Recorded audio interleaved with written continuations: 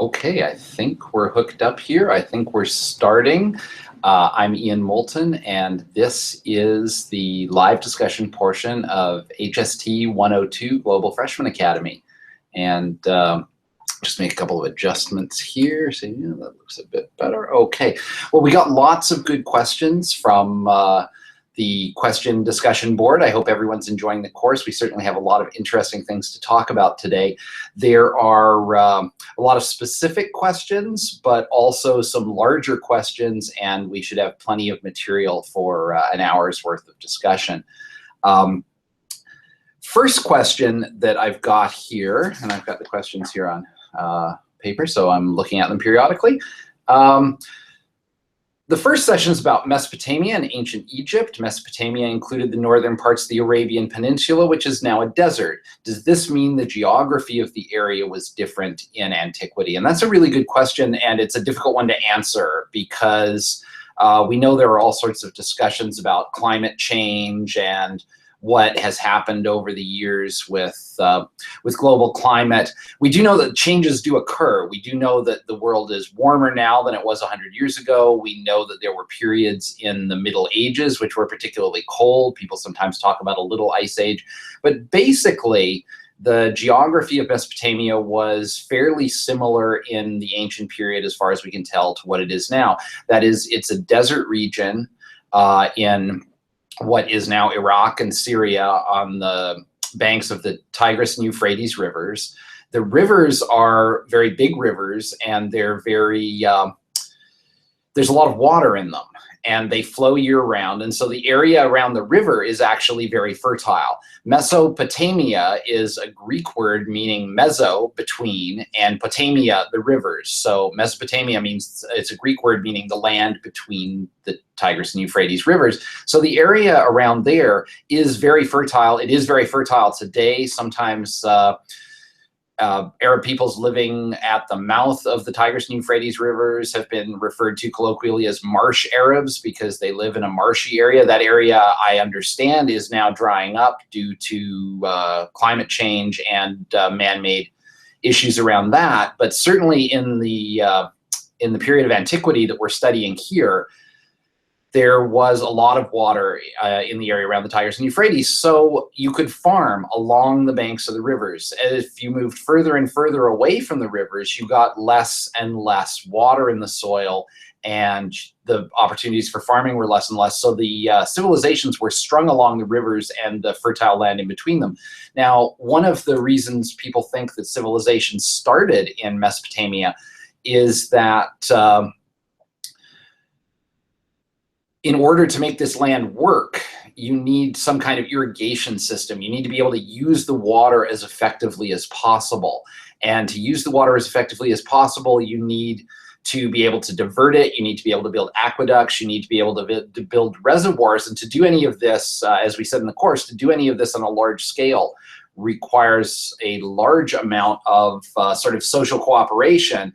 And the easiest way for that to be done is some sort of kingdom where there is a ruler who is telling people what to do, with enough of an army to enforce his decrees, and enough of a religious structure to say that this is the will of the gods, this is what the gods want to do, and that the gods are behind the ruler as being king. And that those are basic sort of structures for creating authority in early society. And one of the reasons you start to see people think civilization coming about in Mesopotamia is because otherwise people can't live there. There's enormous potential to that land, but it can only be exploited through some kind of sophisticated social structure. Hunter-gatherer groups won't be able to exploit that land. They won't be able to settle and farm it as effectively as a large organized nation, such as Sumeria, the Akkadians, et cetera, et cetera. So as far as we know, the geography was relatively similar. It may have been a little wetter then than it is now. It might have been more fertile. But the main thing is that because the fertile land is right next to the river, it forces people to live near the river, to live together, and to work on using the resources from the river. So that's basically the sort of general thought on that. Several students remarked that our first week is called Egypt and Mesopotamia, but we spend a lot more time on Egypt. Why is that? Well, there are a few reasons for that.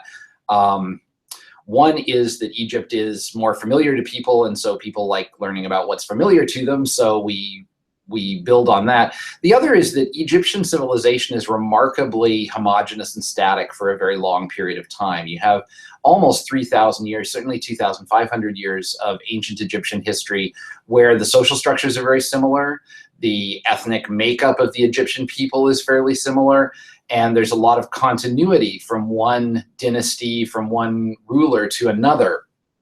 You don't have that in Mesopotamia, and that makes Mesopotamian history much, much more complicated, especially for the sort of survey course that we're doing here, where we're trying in 7 weeks to get through about 5,000 years of human history.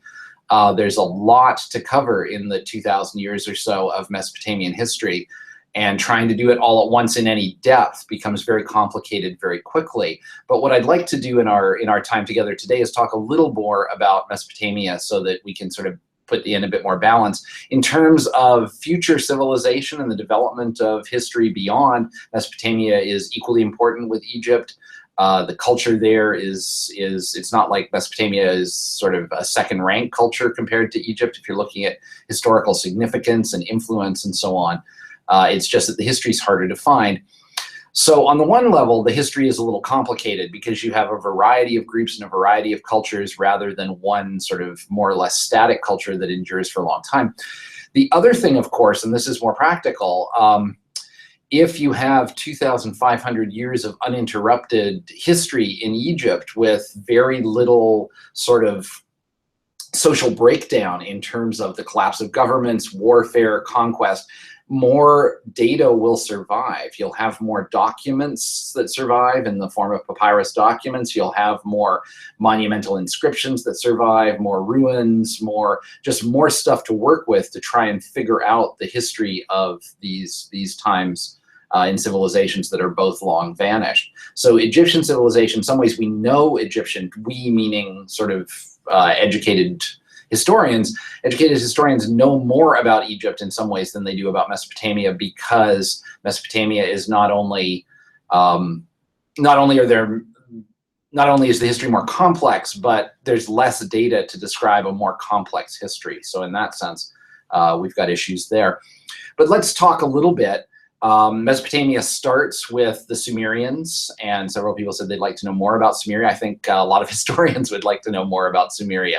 It's one of the oldest settled civilizations in the world. Sumeria and Egypt are probably the two oldest as far as we know, so in some ways older than China, older than civilizations in India that also go back an awfully long way.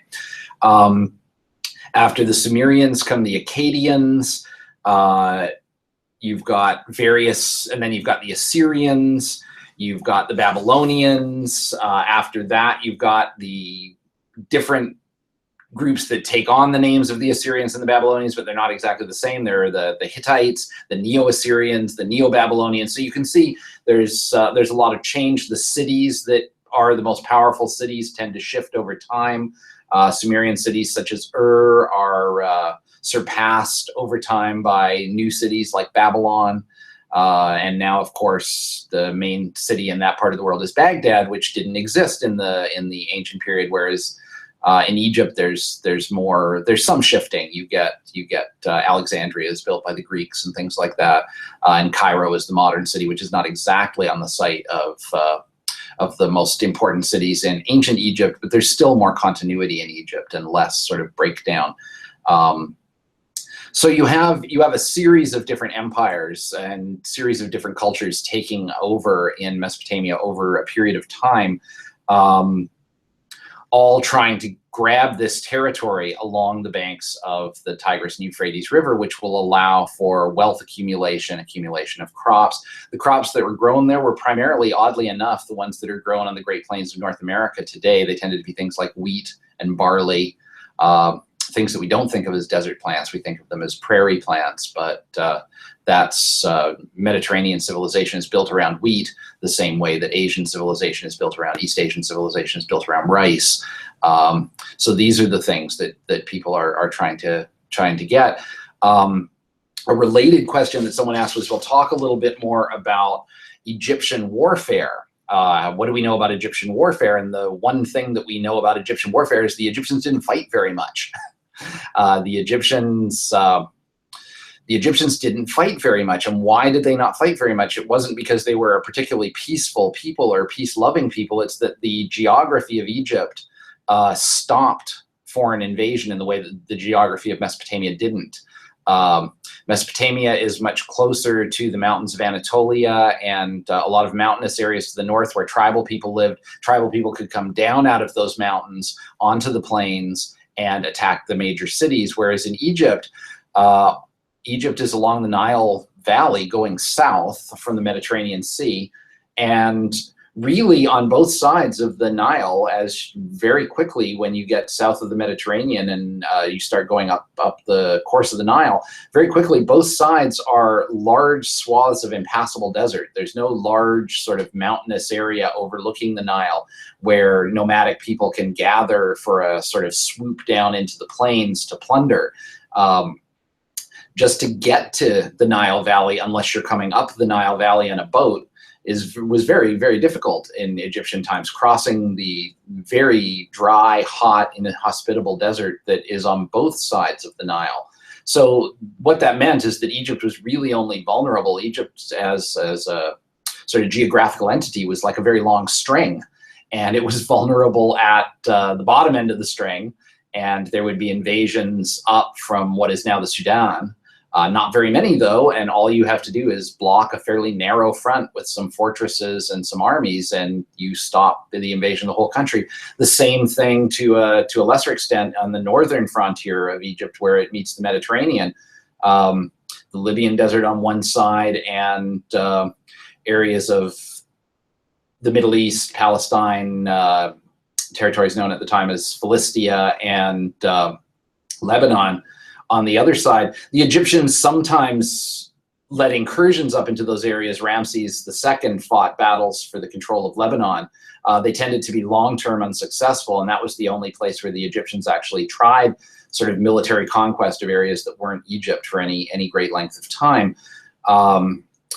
The one thing that we know about the Egyptians is even though they used boats to travel up and down the Nile, and that was by far the easiest way of getting around Egypt, they never really worked for most of their history at developing any kind of navy. They never sort of looked out at the Mediterranean and thought, let's send warships across and conquer whatever's on the other side of that. They just weren't interested in that because they were prosperous enough where they lived, or it seemed too much of a stretch or something. They were attacked later in their history by a mysterious group known as the Sea Peoples, and we don't really know who those people were. We do know that they posed a threat to Egypt, but we don't know exactly what that was. We do know that they were seen by Egyptians as sea people, that is, people who came from across the sea. So that has some kind of effect. It suggests that the Egyptians see themselves as the land people and not the sea people. But to get back to Mesopotamia, of course, the situation there is completely different. The situation there is there's a lot of warfare fairly frequently as different cities fight amongst themselves, and the civilizations of the plain fight against other forces coming down out of the mountains. And what you get over time is a succession of different ruling dynasties with different cultural attributes, some of which we know more about and some of which we know less about. And all of which we're trying to find out more about. A lot of the records of these peoples were left in the form of cuneiform clay tablets, and those are, many of them are held in places like Baghdad, where they've been destroyed or lost in the recent upheavals in that area since the US invasion back in after 2000. And so a lot of the data, again, for finding out more about these areas is not easy to get one's hands on these days, or perhaps some of it has been lost. Certainly some of it's been lost forever. And so part of the reason we spend less time on Mesopotamia is not that it's less interesting or less important, it's that we know less about it and we have less access to it once again. We've got a question about Mesopotamian language. The Epic of Gilgamesh was written in Sumerian and was translated into multiple Mesopotamian languages. Well, the question is, how closely linked are these languages, and are they related within a language family? Are they related to ancient Egyptian, and do they have any link to modern languages today? Well, we do know a fair bit about Mesopotamian language. We know that Gilgamesh was written in Sumerian, and Sumerian is a language that modern scholars can read. I can't read it, but other modern scholars can. And the language group that Sumerian belongs to, the large language group, is the Semitic group of languages. These are languages that in the modern world include Arabic and Hebrew. They're distinguished from Indo-European languages, which include the languages in the Romance language family: Latin, Spanish, French, Italian, etc. Also, the Germanic languages are Indo-European: German, English, Dutch, et cetera, in their older roots. And so the Sumerian and Mesopotamian, the languages of Mesopotamia are from this other group, the Semitic group. The Semitic group is alive and well, of course, because there are many, many millions of Arab speakers in the world, and Hebrew is still a spoken and read language. So there are connections back. One thing to think about language is that in ancient cultures, really in pre-modern cultures, language is much more fluid than it is in our own society. We have several things in our world that very strongly work towards homogenizing language. One is the dictionary. If you've got a dictionary, how is a word spelled? What does a word mean? If you want to know, there's a reference work where you can look it up and find the right meaning. Dictionaries are a relatively new invention in the history of human language. The most effective ones have been written in the last 200-300 years. So if you go back to early cultures, they don't have dictionaries of their own languages. One of the things this means is that words change much more quickly over time, both in their spelling or pronunciation, but also in their meaning. If there's no written meaning that everyone can go to and say, well, this is the right one, says so in the dictionary, then language is much more flexible. The other thing that happens with language is that it's much more local.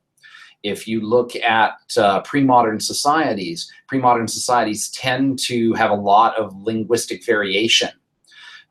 In a modern society, not only do you have written texts which help to help standardize the language in terms of spelling, but you also now, in the last 100 years or so, have media such as radio, television, the internet, videos like the one you're watching, that disseminate ideas of how the language should be spoken. We still have a lot of variation of accent, but we're aware of a variation of accent, and accents are becoming fewer in terms of the total number of accents available, because people learn to speak not just in the modern world, they learn to speak not just by listening to how their parents speak or their aunts and uncles or their brothers and sisters. They learn to speak by learning how the person on TV speaks. What does a TV announcer talk like? How do they say certain words? How do people on the radio speak? And that helps homogenize things as well. So what this all means in terms of ancient language is that when you go back to places like Sumeria and Babylon and Egypt, you're going to have a lot of variation, not just over time, but between areas of the country or areas of the region. So there are going to be different groups of language. For example, Sumerian and Akkadian, those two early Mesopotamian languages, they were probably mutually understandable in the way that, say, Spanish and Italian are vaguely mutually understandable today. Someone who is fluent in Spanish can probably make sense of something that's written in Italian, though things will be a little odd to them, and they won't in any way be fluent, but they can make sense of it better than someone who speaks German or Chinese can make sense of Italian just by looking at it. Same thing with Sumerian and Akkadian, there's an overlap. So all of these Semitic languages, if you want to get into the linguistics of it, there are, I believe, 6 subgroups of Semitic, and some of them have continued to the present, some haven't. The Sumerian languages are from the East Semitic family. They don't survive as straightforwardly into the modern world as the Western Sumerian, Western Semitic languages. But that gives you some idea of the linguistic landscape of Mesopotamia and its connections to the modern world. Another question coming out of our readings, in the Epic of Gilgamesh, there are repeated references to the numbers 6 and 7. The question says, Enkidu with Shamhat for 6 days and nights, Humbaba, a 7-fold terror, walked for 6 weeks nearer to Mount Lebanon. So these numbers 6 and 7 come up over and over again. That's a wonderful observation. Numbers were here's a large sort of generalized statement. Numbers were very important in ancient societies. There was especially in Mesopotamian societies, there was a kind of science or pseudoscience or cult belief around numerology, the significance, the philosophical or religious significance of various numbers. The number 3 had a lot of significance throughout the Mediterranean world in various kinds of philosophy. All the work that the Greek geometers did with triangles, some of that was mathematical work, but some of it was also sort of philosophical work. What is the 3? Christianity gets a trinity of Father, Son, Holy Spirit, but that trinity is based on other groups of 3 gods. For example, in Egyptian religion, you've got Isis, Osiris, and Horus, and there it's the Father, the Mother, and the Son instead of the Father, the Son, and the Spirit. But in any case, gods come very often in groups of 3. Specific numerology is not something that I know in Mesopotamian numerology is not an area where I have any particular deep knowledge, but I do know that the 7-day week is something that comes out of Mesopotamian culture. This comes out, Mesopotamians were very good astrologers, and it's not quite sure how they chose 7 days for a week. I mean, you could have an 8-day week or a 9-day week. It's speculated that 7 days divides the phases of the moon. If you look at the month as a lunar month, it has about 28 days from full moon to no moon, and back again to full moon. Then if you take that phases of the moon as defining your months, then if you divide the time between one full moon and another by 4, you'll get a 7-day week. And so that may mean the 7-day week structure. And of course, as the questioner pointed out, this shows up in the Hebrew Bible, which is another document that's very influenced in many ways by Mesopotamian culture more broadly, where God creates the world in 6 days and then has a 7th day for the Sabbath day. There's a 7-day week implied there. And the sense there is that God is giving his approval to the 7-day week. And so why is the week 7 days? Because God said it is, and it's set there. There are different ways of describing this, but 7 was a number that was very important. 7, there are all sorts of ways that numerology works. Some of it philosophical or symbolic, and some of it mathematical. 7 is the sum of 4 and 3. 3 and 4 are numbers with lots of interesting categories. Very often you see structures where you'll have 7 of something that's based on 4 something and 3 of something else in a later version. For example, there are, in traditional sort of Christian thought, there are 4 classical virtues, which are strength, prudence, temperance, and fortitude. And then there are 3 Christian virtues, faith, hope, and charity, for a total of 7 virtues that correspond against the 7 deadly sins. Why have 7 deadly sins? Well, because you have 7 virtues, and 7 is an important number. This stuff works, as I said, symbolically, religiously, and it works, you can see it in ancient Mesopotamian culture, but it comes sort of ingrained in some ways in later European and Mediterranean cultures that come out of that. So it's interesting how numbers work. Let's see. Another question concerning Mesopotamian beliefs in Egyptian and Mesopotamian religious practice. We see, especially in Egyptian religious practice, the judgment of the dead. And the question is, was this the first judgment day? Was there a previous belief in judgment? So that's actually a question that deals in some ways more specifically with Egyptian religious practices. But again, we know more about Egyptian religion than we do about Mesopotamian religion. One of the problems that we have knowing stuff about Mesopotamian religion is we get some of our information about it from later Greek writers, and ancient Greek writers like Herodotus were very interested in finding parallels rather than illuminating differences. In other words, the Greeks had a goddess of love, the Persians had a goddess of love too. A writer like Herodotus, one of the first historians, tends to assume that, well, if we have a goddess of love and they have a goddess of love, then we must just be talking about the same being with different names. And one of the things that approach does is it leads us to look for similarities rather than differences. So isolating what specifically was believed about a specific god at a specific time can sometimes be a little difficult.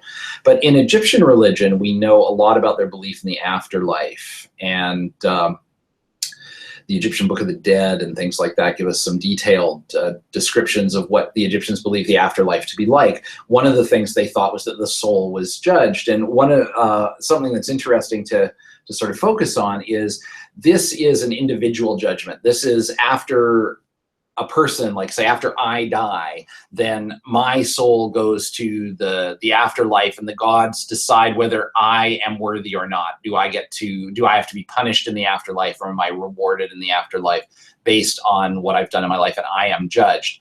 That is a little different than the later Christian idea of the last judgment. The idea of the last judgment is kind of a mega version of this, where at the end of time, God, through the person of Jesus, will judge everybody who ever lived and eternally put everyone in hell or heaven according to their deserving. That's a different idea and then time will cease, and you will have the end of times, and judgment there is thought of as something that comes at the end of time and is done for everybody all at once at the end, whereas in Egyptian religion, the judgment happens right after death, at a specific time after death, in fact, and has effect only on the individual soul.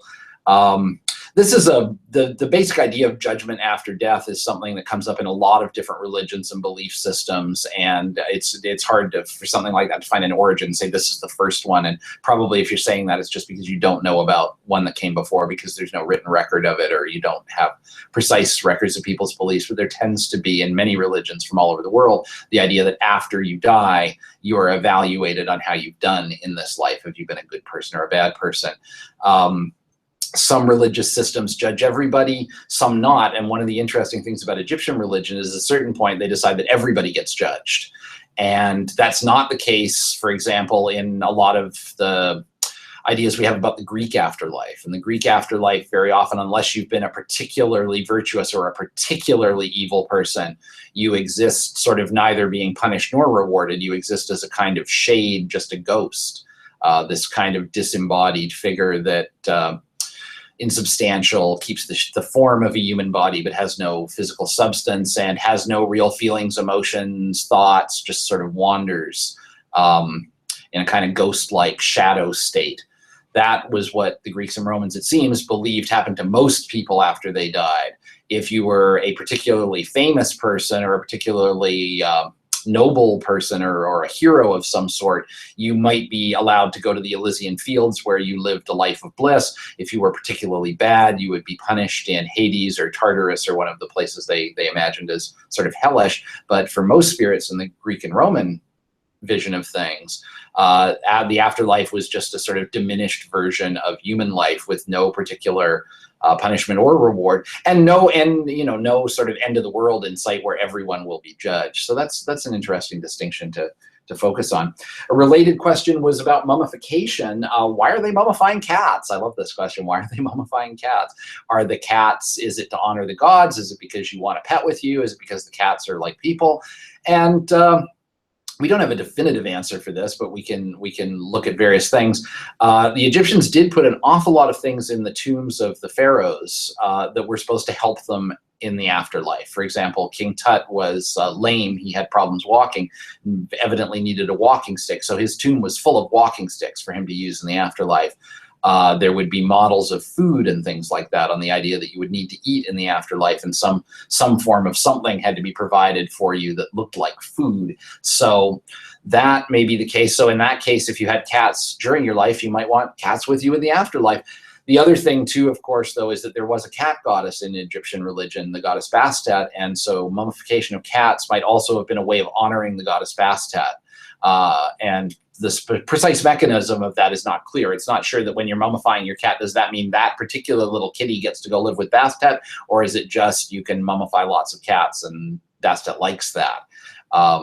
We do know that they found burial sites in Egypt where there are hundreds and hundreds of cat mummies in one place, which suggests that they weren't just finding the cats already dead. They were going off and killing lots of cats and mummifying them, which, depending on how good you think this cat worship is for cats, it's an interesting sort of thing to think about.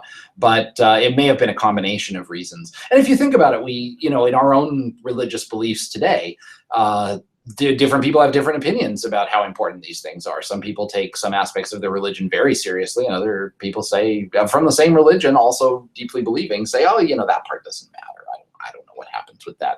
So I think it's good for us to remember that there's a diversity of belief among people. Just because the priests or the holy book says that you have to believe something is the case, that doesn't necessarily mean you actually do it. There are laws in the Bible, for example, against wearing blended fabric. You're not supposed to blend wool with cotton. Well, people do that and most people nowadays don't think that's a big deal. But there are rules that say it. So the way that individuals interpret particular religious beliefs, practices, commandments always varies. And so we can speculate on why Egyptians mummified cats, but it's much harder to answer the question of why a particular cat was mummified by a particular Egyptian and what they thought they were doing when they were doing that. They clearly thought it was something important to do, though, and it's a fascinating thing to think about. Here's a question about the Narmer palette. And Egyptian art. We were looking at the Narmer palette, one of the first visual representations of a pharaoh, and you've got Pharaoh Narmer. If you remember, you can go to the course site, the Narmer palette. It's got an image of Pharaoh Narmer subjugating one of his enemies. He's got someone's kneeling in front of him, and he's grabbing their hair. He might be about to cut their throat. We don't know. And one of the things I pointed out in the discussion of that was how much bigger Pharaoh Narmer is than every other sort of being that's represented in the Narmer palette, and the idea being that he's presented as larger because he's more important. And someone quite sensibly said, but the captive he's holding is just as big as him. Is the captive important? And my interpretation of that would be, yes, the captive's important because he's Narmer's captive. In other words, he's not big on his own account. He's big because Narmer has subjugated him.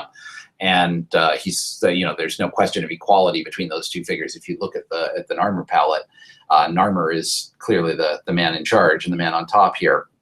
But it's interesting to look at that. But how do we know? How do we know this? Well, one of the ways we know is if we look at Egyptian art, multiple variations of it, the idea that particular people are represented as larger because they're more important is a characteristic and ongoing feature of Egyptian art. We see it everywhere in the statues of pharaohs, in friezes on tombs, and in all sorts of contexts. The more important you are, the bigger you are in the picture, and other things tend to be small. Someone brought it up that maybe the people in the back just look small because of perspective, and that's an interesting thought, but really Egyptian art doesn't have any thoroughgoing notion of perspective. There's no attempt to create that kind of illusion that you get when you look when you use your eyes to look at the world, that things further away are smaller. That actually, as a thoroughgoing thing, is not invented, is not put into practice in any kind of systematic way until the Italian Renaissance in the 14th and 15th century. You start to see artists mathematically figuring out perspective and making sure that it follows certain mathematical rules and is enforced. That's something that wasn't as important to artists in earlier periods, not in the Greco-Roman period or in certainly not in Egyptian art. So our idea of perspective is not one that the Egyptians seem to have put a lot of value into. Question about pyramids.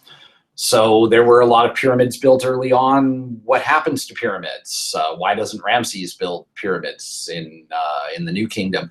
And that's in some ways an impossible question to answer. Why do people stop doing something? Why aren't we still building cathedrals like Chartres? Why aren't we, in some ways, fashions change. We're still building churches in the modern world, but they don't look like Gothic cathedrals anymore. The Egyptians still were burying pharaohs, but they weren't burying them in pyramids after a certain point.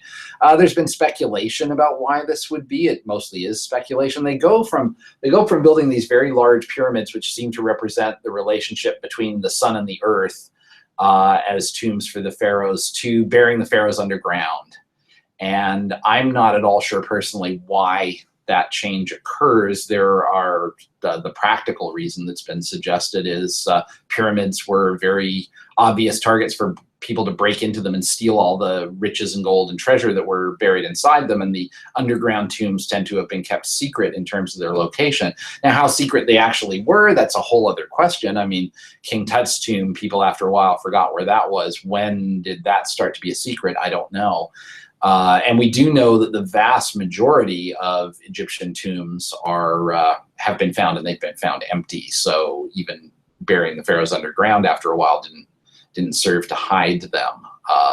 Tomb robbers still found them. And really, in some ways, that doesn't change that doesn't really answer the question of why no more pyramids, because you could put more guards around them, or there are other ways to keep pyramids safe from theft, I suppose. You could not bury the things in the pyramid. You could build a pyramid and bury the riches and treasure somewhere else in some other monument. It may have been that it was not. It may have been something as simple as it was required an awful lot of labor to build a pyramid, and after a while it started diminishing returns. One of the things you start to see is the pyramids at Giza are some of the largest, and it may have been that a later pharaoh was faced with a fairly stark decision. Do I build a smaller pyramid than the one at Giza for me? Or do I just say, we don't do pyramids anymore, let's do something else? That might be less, it might be more honorable and better for me to build some other form of monument than to build a smaller pyramid. And it may not have been feasible to build a bigger pyramid than the pyramids at Giza, because they're very big and would have taken an enormous amount of effort and resources over an enormous long period of time. So it may just be that those were not feasible for whatever reason. But we don't know why cultures stop building things a certain way and start building them another. It's a complicated question. Let's see. Oh, I love this question. How did the bust of Nefertiti get into the Neues Museum in Berlin? In past studies of both modern history and international law, there's been a discussion of how various relics from various cultures came to be in museums in France, England, and places like that. What's the specific story of this statue? Well, the specific story of the Nefertiti bust is that it was found in 1912 at a place in Egypt called Amarna. And the company that found it was the Deutsche Orientgesellschaft, the German Oriental Company.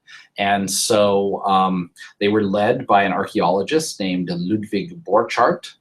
And Ludwig Borchardt was trying to find the remains of the sculptor Thutmose's workshop. And one of the many things he found there was that now famous bust of Nefertiti. Well, this gets to the sort of economics and politics of how things are discovered in various countries in the world. In 1912, Egypt was basically part of the British Empire. It had some semi-autonomous control, but it was basically being ruled by the British with a little bit of interference from the French. But by 1912, it was basically a British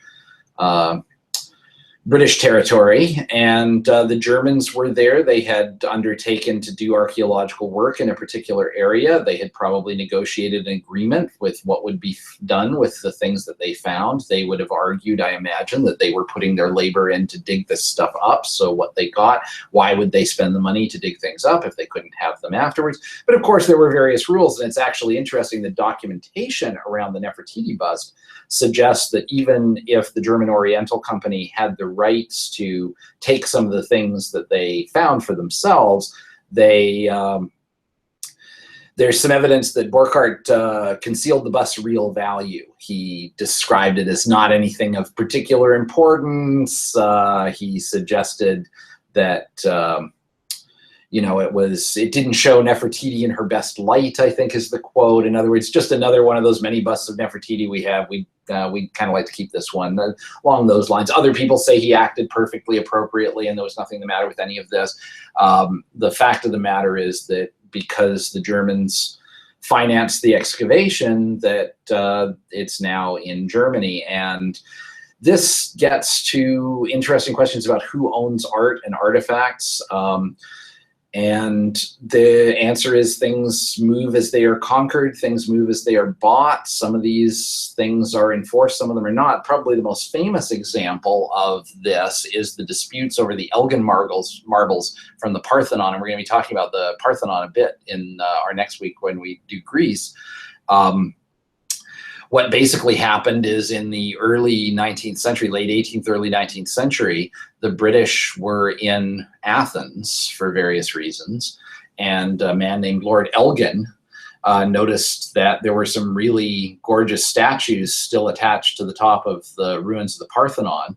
And for one reason and another, he had those removed and shipped to London. And his argument was that the Parthenon was in horrible shape. It had been in horrible shape for many years. The Venetians had blown it up with an enormous explosion in the 17th century. And what his argument was that the people who were looking at the site weren't taking care of any of it, and that if there was any chance to preserve these masterpieces of human culture, he needed to take them safely away from Greece back to Britain to keep them preserved. Many people then and since have disagreed with this and said, no, he stole them. And the Greek government has tried on many, many occasions to get the British to give them back. And the British, at least in this case, have resisted sending them back. And there's still a big dispute over it. These are the kinds of sort of real world things that happen to great art. If you go to the Louvre Museum in Paris, you'll see the Mona Lisa, which is the most famous thing that the Louvre Museum has.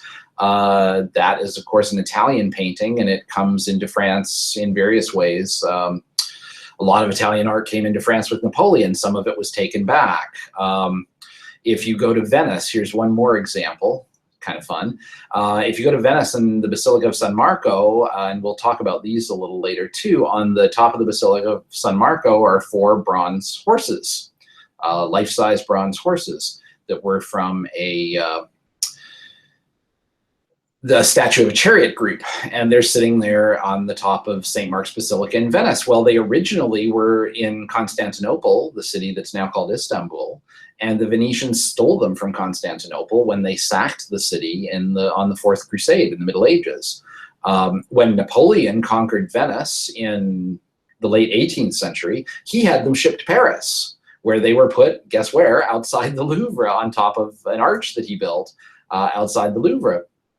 After Napoleon was deposed and defeated at Waterloo, the Venetians got their horses back, but the people from Istanbul and Constantinople, that they never went all the way back. They just went back to St. Mark's Basilica, where they'd been, they were rightfully restored to the people who stole them from Constantinople. So, there's an example of something that is a masterpiece of Byzantine art that becomes sort of conquered by the Venetians. The Venetians keep it. It becomes a symbol of Venice. The French try to take it. The French are forced to give it back, but the Venetians don't have to give it back.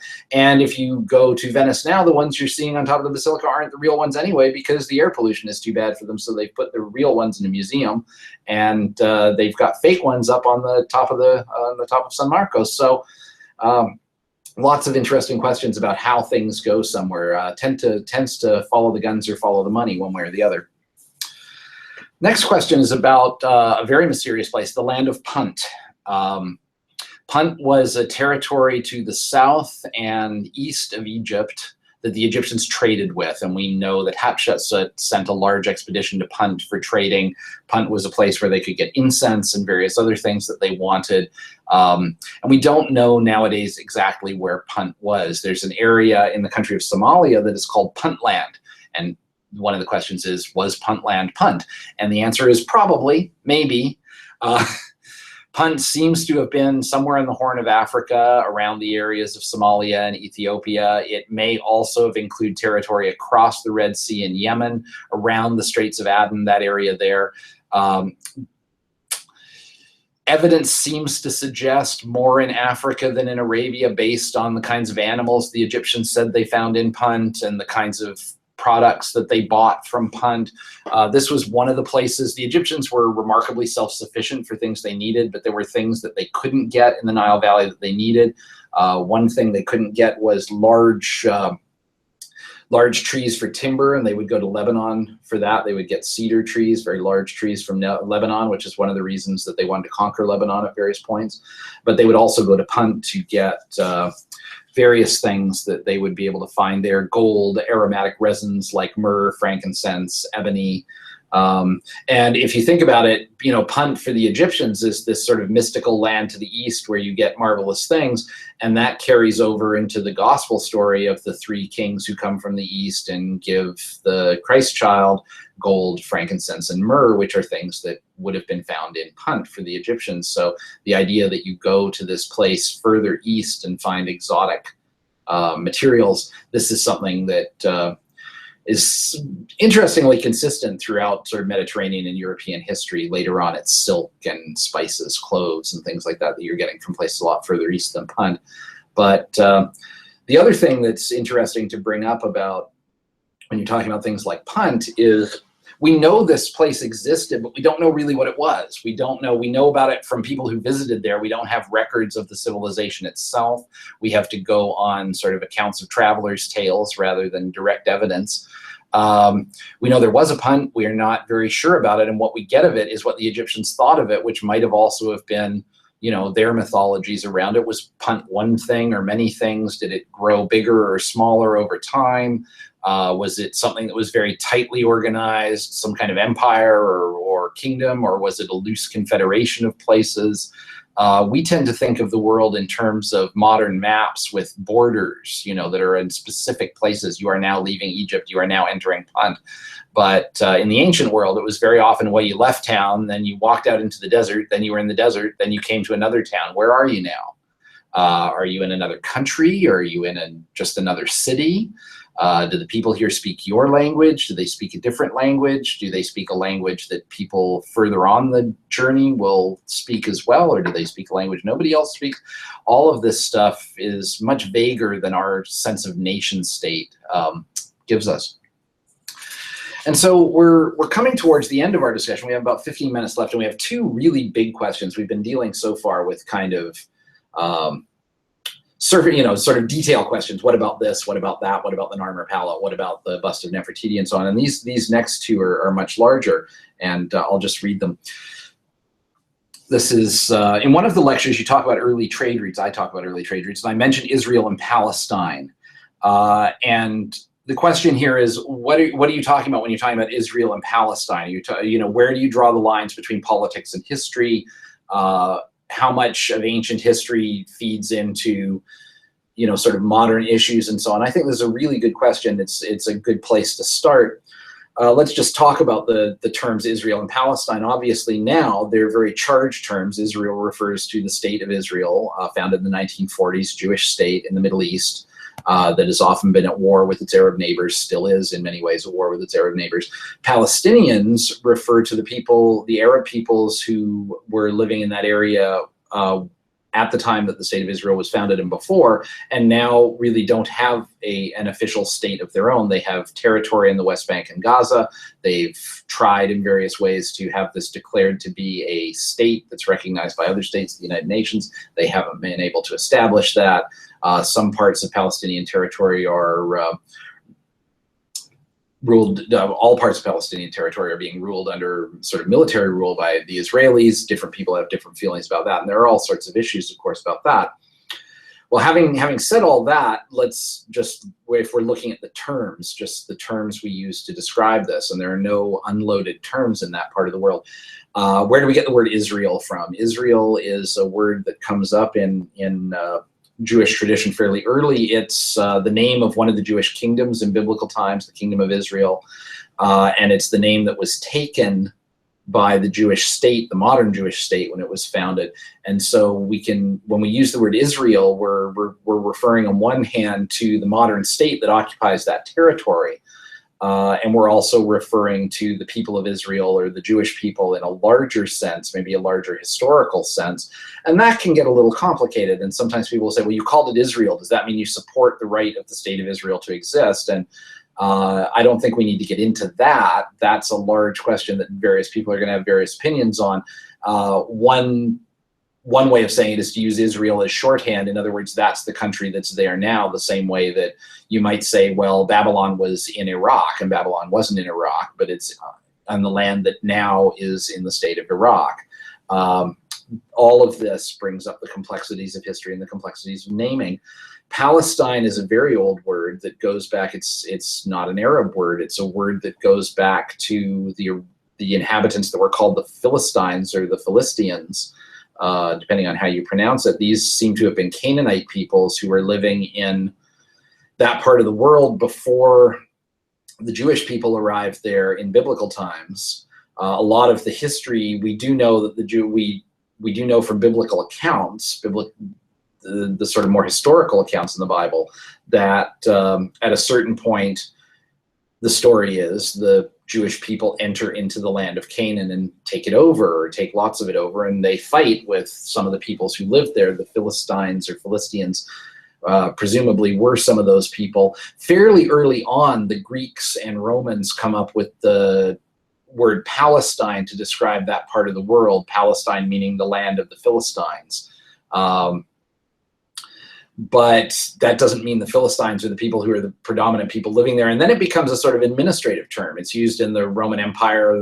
There's a province that's got the name Palestine in it.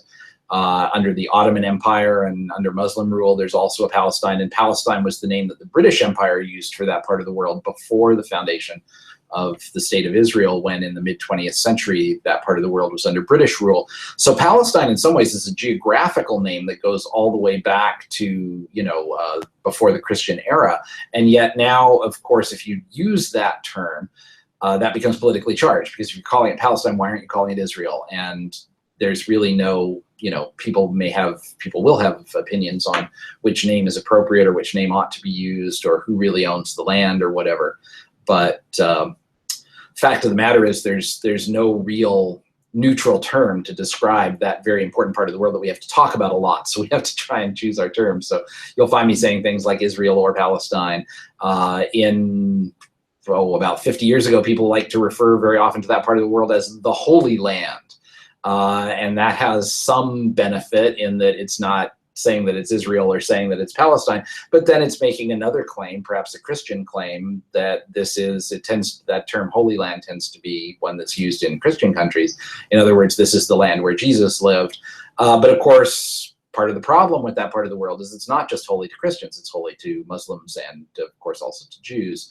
And so there are all these rival religious traditions as well as political groups that are claiming that area.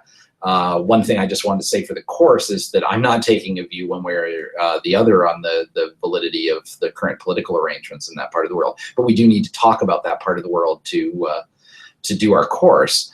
The other thing is, I think this brings up larger questions about why do we study history and what do we hope to get from history? And we always study history from the present. We're living in the present, and we have to deal with the issues and problems and challenges and delights of living in the world that we live in. We use history to try and understand our world. And the more we understand about where these names come from, who had what land when, why did people take land, where do things belong, how is it that the bust of Nefertiti ends up being a symbol of Berlin? There's a certain amount of cultural mixing going on. And mixing is not always a bad thing. Some people will argue that it's a good thing that all over the world we can see Egyptian artifacts or something, that people are more aware and value Egyptian culture more because they can see pieces of it in New York or in London or in Paris or in other parts of the world. Other people will say, no, that's theft. You've taken it from where it belongs. These issues are very strong around Native American artifacts because they often have not just archaeological but spiritual significance. You've taken my ancestor's grave marker and you've put it in a museum somewhere. That's wrong. There aren't very many people coming forward from ancient Greece to suggest this, but the Parthenon was a temple. They took temple statues and took them somewhere else. What do you do with that? What is the status? So much of the art and artifacts in our museums are things that were originally created with some religious purpose. Is it sacrilegious to display them in a non-religious context? That's something that's interesting to think about. Well, the last question we have a few minutes to talk about it, is a larger question about sort of patriarchy and gender relations in sort of history generally, and especially in the periods that we're looking at in this class. I'll just read the question. I've heard many theories about why women started being subordinate to men, but were submitted to men in history. When did the patriarchy in which we live in start, and why? And do you think this could change, and how? What consequences do you think it would have? And there was another question that looked at the circumstances of Hatshepsut becoming a pharaoh in ancient Egypt, and how she, in some ways, represented herself as male once she was a pharaoh, and how that shows the patriarchal strength of patriarchy in Egyptian culture, where you've got a woman who's actually running things, but to run things she has to appear to be a man. Because only men can run things. And even though she's biologically a woman, she, in terms of her power, is representing herself as male. The big answer to this question is nobody knows how patriarchy got started. There are some theories about it. I'll throw one out there, and I'm never very comfortable myself with these kind of big anthropological theories, because I think specific cultures tend to work in specific ways, and we often don't know how they work at this remove. The theory would run something like this. You've got a farming society where you've got a house that people live in and fields that have to be cultivated. You've got people living in the houses that are having families, little children are being born. There's work to do around the houses. The food has to be prepared, children have to be cared for, houses have to be kept clean, and vermin have to be, chased out of them, and so on. So there's a certain amount of work that has to be done around the house. There are other work that has to be done out in the fields. It's not like one kind of work is more valuable or more necessary than the other, but there are two different places where work has to be done. One is near where you sleep, and the other is further away from where you sleep. The idea being that if women are raising children and feeding them, breastfeeding them, there's no other way to feed infants in the ancient world. If women are breastfeeding children, they want to stay close to home. They don't want to be out working in the fields miles from their house, and they don't want to be having to carry their infants with them while they do this.